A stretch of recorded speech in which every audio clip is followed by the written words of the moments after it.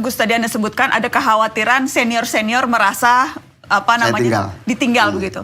Sejauh ini apakah kekhawatiran itu terbukti, Gus? Apakah misalnya teman-teman koalisi Anda di Koalisi Indonesia Maju merasa Anda meninggalkan seperti halnya Pak SBY merasa ditinggalkan? Betul. Mas Anies? Jadi yang saya paling khawatir kenapa saya wanti-wanti kepada teman-teman Nasdem, saya wanti-wanti kepada teman-teman di PKB, please rahasia. Karena kalau ini sampai diketahui senior di eksternal, senior di internal, beliau akan tersinggung.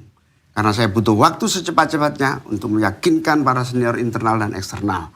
Butuh waktu yang tidak mudah karena kesibukan kita sangat masing-masing sulit kadang-kadang berhubungan dengan cepat. Apa tadi pertanyaannya? Apakah kemudian mereka tersinggung, Gus? Sejauh komunikasi saya misalnya dengan Gerindra, alhamdulillah saya ceritakan apa adanya dengan teman-teman Gerindra. Saya bilang ini saya mengikuti jalan keputusan partai. Saya sudah nyaman sebetulnya dengan teman-teman di Gerindra selama 1 tahun, tapi keputusan partai yang sudah diputus dalam Rakornas, diputus dalam rapat pleno, saya harus ikuti dan saya harapkan teman-teman jangan sampai membuat kita perpecah ataupun malah permusuhan. Sempat berkomunikasi dengan Pak Prabowo atau dengan? Nah, ini dengan teman-teman Gerindra, beberapa teman di Gerindra. Nah, sayangnya karena waktu saya tidak sempat bertemu langsung dan teman-teman berjanji akan menyampaikan itu laporan saya serta perkembangan mutakhir ke Pak Prabowo.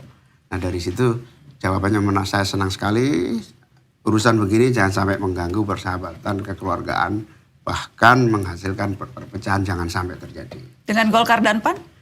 Dengan PAN memang nggak sempat saya. Nggak sempat karena betul-betul waktu yang sangat mepet.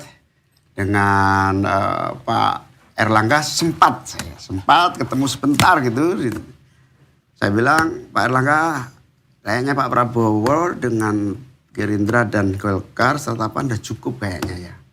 Jadi kalau saya nggak ikut tetap bisa berlayar. Loh, dia bilang, kok begitu ngomongnya? Dia bilang gitu. Saya hanya memberi sinyal-sinyal, tapi saya belum berani ngomong karena memang kita bersepakat tidak boleh ada yang tahu. Keraguan itu sebetulnya sudah muncul apakah di malam ketika ada undangan PAN itu, Gus? Karena kemudian kan orang akhirnya membuat timeline dan time frame sendiri-sendiri. Disebutkan Gus Imin datangnya terlambat ketika itu dan Pak Prabowo menyampaikan nama koalisi yang berubah. Jadi memang keraguan itu mulai tersemai malam itu atau sebelumnya? Sebetulnya yang menjadi keputusan PKB ini sudah lama kita sosialisasikan. Bahwa perintah muktamar PKB itu adalah saya harus cawapres. Kalau ingin merubah saya jadi cawapres saya harus muktamar dulu. Saya harus melakukan konsultasi terlalu panjang. Itu sudah sering menjadi bahan perbincangan. Selalu proses itu kita lalui. Nah, pada malam hari itu saya terlambat bukan karena apa-apa, karena saya memang sedang rakornas. Saya sudah janji pokoknya saya akan datang, tapi aku tolong agak terlambat. Sampai di sana koalisi menjadi Koalisi Indonesia Maju, kemudian menjadi berita. Saya spontan aja, saya baru tahu spontan aja. Nah, berita itulah menyebar sampai kemudian menjadikan seolah-olah sudah terjadi perpecahan.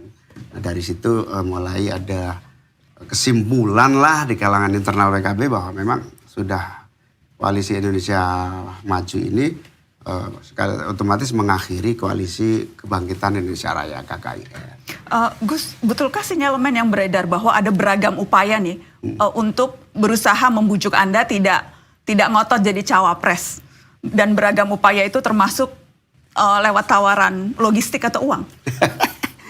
Ya kalau proses dinamika yang ada di Koalisi KKIR sih tidak perlu saya ceritakan semuanya, tapi intinya bahwa itu dinamika yang wajar ya dalam setiap koalisi supaya kita saling tidak kehilangan, saling menjaga supaya tetap solid. Saya kira itu biasa di dalam proses menjaga kesolidan koalisi. Dan saya juga ketika Pak Prabowo pidato di acara PBB, Gus Imin jangan kemana-mana dong gitu kan, itu sudah saya jawab, saya tidak kemana-mana Pak Jenderal, saya ada di sini. Itu supaya solid lagi, supaya tidak terjadi perubahan. Maka percepatan ini memang saya sendiri juga di luar jangkauan saya. Betul-betul cepat gitu.